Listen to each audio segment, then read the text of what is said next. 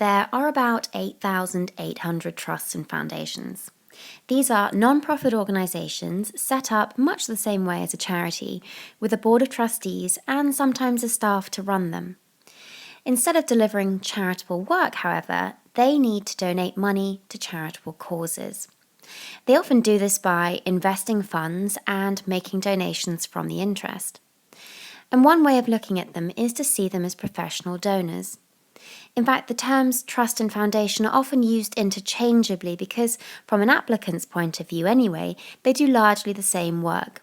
The difference is in their constitution and legal status.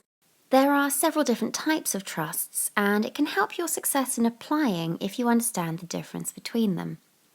There are some like the Sainsbury's Family Trusts that were started by family members to distribute their personal donations and coordinate some of their giving. Others, like the Santander Foundation or Shell Foundation, were set up by companies to distribute donations from the company profits. And some, like the community foundations, actually collect funds from their local areas and develop endowment pots to distribute funds over long periods of time. Some are private foundations and trusts, some are set up by individuals, and some are even set up by livery company funds. Each year they give away about £3 billion. It's no small number, so how do they decide who to give their donations to? Well, the clues are often hidden in the type of trusts that they are.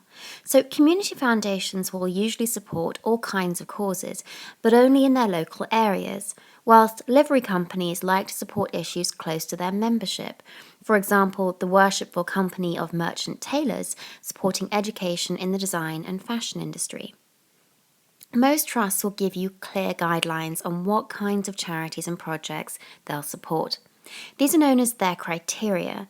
Every trust is different, reflecting the history of the trust, the personalities of their benefactors, trustees, their membership, and their experiences. So you'll need to do your research to find out which ones you're eligible to apply to. They might specify that they only support education causes or local projects or charities that are a particular size or that are already known to them. So it's really important that you follow their guidelines and only apply to trusts where you meet their criteria. Otherwise, you'll only waste your time and annoy the funder. To find a list of trusts that you can apply to, you'll need to do some research. You can do this by typing in terms to a search engine, having a look at trusts who fund projects similar to yours, looking at guidance on the Association of Charitable Foundations website, using databases such as trustfunding.org and books such as the Directory of Grant-Making Trusts. You can also ask your colleagues and close donors and your trustees if they know of any trusts you can apply to. You never know, one of them might even sit on the trust board or have their own foundation. In some cases, trusts allow staff and trustees to nominate applicants through a discretionary fund outside their publicised criteria, so it can be worth building up personal relationships wherever you have a connection. Applying to a trust can be a time-consuming process. You have to follow their guidelines precisely. Many will ask for a full set of annual accounts, detailed description of your project, what outcomes you hope to see from your work, what experience or credibility you have in running your project, how much you need, and who else is funding you, and what staff you have on board to make the work a success. They often ask for a full budget breakdown and want to know about your timescales, such as when the project will start, where it will be based, why you've decided it's the right project to run, and if you've collaborated with other organisations to make it happen. You'll want to be fully prepared to answer all of their questions before you start. Some trusts have pulled together application forms to fill in, others just ask you to send through 2 sides of A4 covering the points they detail. Remember the rule, do exactly as they ask. There's often a temptation to pull together a standard document and blanket mail as many trusts as you can. If you remember what we said about their different criteria though, there's just no way you'll tick all of their boxes, and all you'll do is make a lot of people reading them get rather agitated.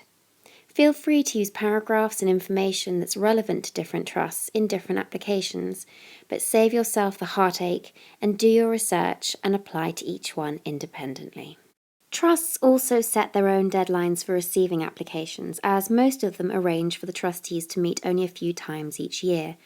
You'll want to make sure you don't miss their deadline and that you've taken into account their decision-making timeframe in your project delivery.